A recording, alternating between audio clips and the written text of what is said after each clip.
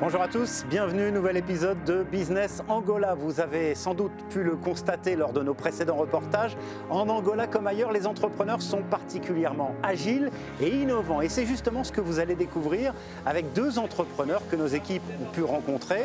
Leur point commun, ils ont tous les deux su développer des produits adaptés au marché local, des produits nécessaires donc, mais qui jusque-là étaient importés.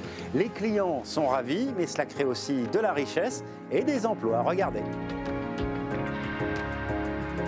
Alors que la pandémie nous prive de voyage, nous sommes nombreux à profiter du plein air près de chez nous. Ici en Angola, les sports aquatiques comme le kayak sont très appréciés. Ils permettent de rester en forme tout en admirant l'environnement. Cet engouement fait les affaires d'entreprises comme Ruka, constructeur de bateaux implanté à Luanda. La production locale est d'autant plus encouragée dans un contexte de perturbation dans les chaînes d'approvisionnement internationales. Ces difficultés ont stimulé notre créativité. Nous avons produit de nombreuses choses. Cette année a été synonyme d'accomplissement intérieur et de création, et elle nous a donné plus de motivation en tant qu'équipe.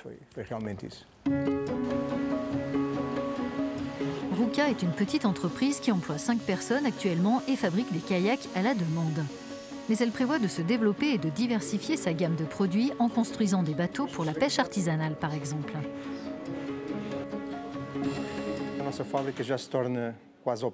Notre atelier est presque obsolète, il est trop petit. On essaie de trouver un terrain, un espace pour avoir 15 000 mètres carrés et installer notre propre usine. Pour l'instant, la priorité de Ruka, c'est de répondre aux besoins locaux.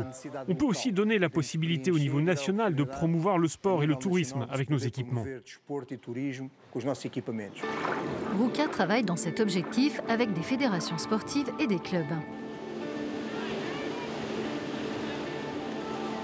L'entreprise participe aussi à un projet qui vise à encourager la pratique des disciplines aquatiques à travers l'Angola.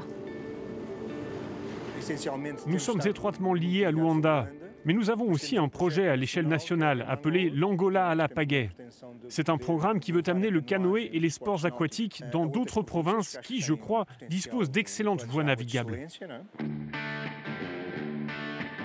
Ce regain d'intérêt pour les activités en extérieur, initié par la pandémie, est une aubaine pour d'autres entreprises. Viper Angola, elle aussi installée dans la capitale Luanda, crée des accessoires pour les voitures comme des barres de toit et des pare-chocs. Son chiffre d'affaires a augmenté de 15% l'an dernier.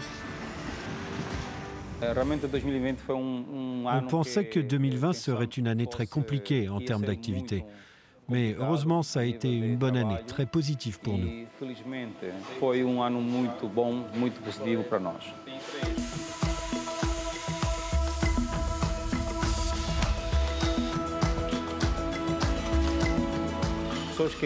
Les gens qui avaient l'habitude de voyager à l'étranger doivent bien souvent renoncer. Alors ils passent leurs vacances dans leur pays pour connaître le pays. Il y a beaucoup à découvrir, de nombreuses plages, de nombreux lieux secrets qui sont difficiles à atteindre et l'opportunité de vivre une aventure, de nombreuses aventures. Viper a fait passer ses effectifs de 60 à 85 salariés l'an dernier. En plus de la fabrication de pièces automobiles, l'entreprise effectue des réparations de carrosserie et de peinture et des travaux électriques et mécaniques. Bref, tout ce dont les aventuriers ont besoin pour profiter de ce que la nature a à leur offrir. On a vraiment eu une forte demande en ce qui nous concerne pour équiper des véhicules de suspension, de treuils électriques, de pare-chocs métalliques, d'équipements liés au camping. Ça montre le développement du pays au niveau national, la redécouverte de l'Angola.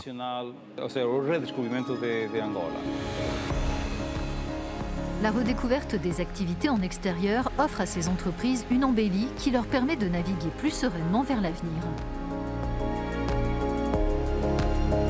Voilà pour cet épisode de Business Angola. D'autres jolis exemples dans d'autres secteurs qui fonctionnent très bien, comme l'agriculture qui est particulièrement dynamique en Angola. C'est à retrouver en replay sur notre page spéciale sur le site euronews.com. Merci à vous toutes, à vous tous d'avoir été avec nous et à très bientôt.